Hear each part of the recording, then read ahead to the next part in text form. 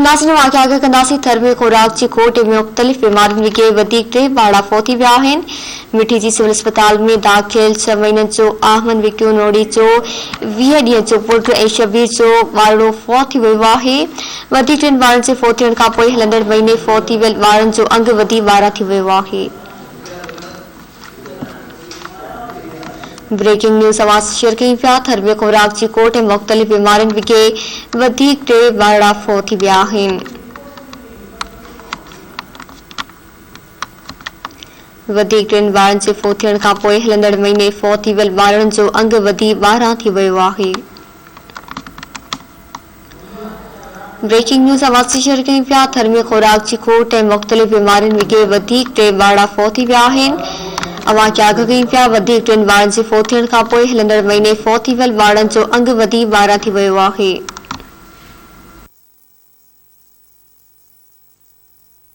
तफ़सील नोट कंदासीं। मिठी मां धरती टीवी जे रिपोर्टर इम्तियाज़ धाराणी खां। जी इम्तियाज़ आगाह कजो।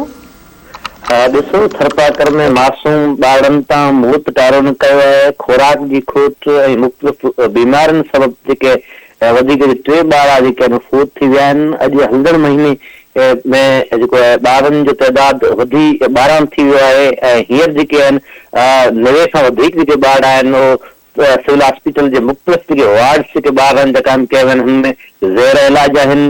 जेके ॿारड़ा फौत थिया आहिनि हुन 6 महीने जो अमन अवलदला रखियो।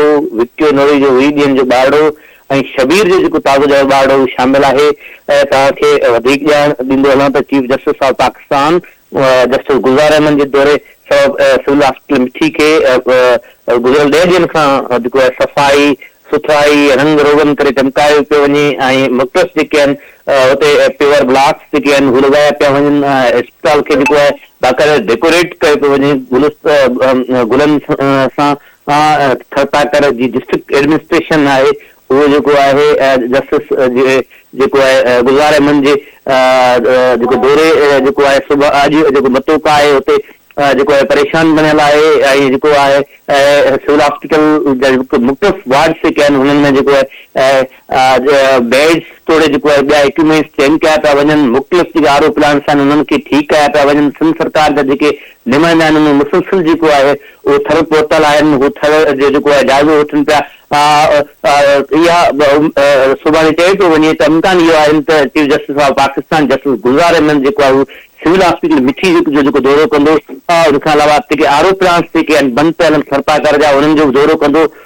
Chief justice of justice Pakistan justice Gulzar Ahmed गुज़िरियल केतिरनि ई अरसे खां बयान ॾिना त थरपाकर जेको आहे हॉस्पिटल तबाह थी विया आहिनि। हुते ग़िज़ाई खोट जा जेके मामला आहिनि सेक्रेटरी हेल्थ खां जेको आहे सख़्तु हुननि पुछाणो कंदो रहियो आहे। वॾी महिरबानी इम्तियाज़ सां करण जे लाइ।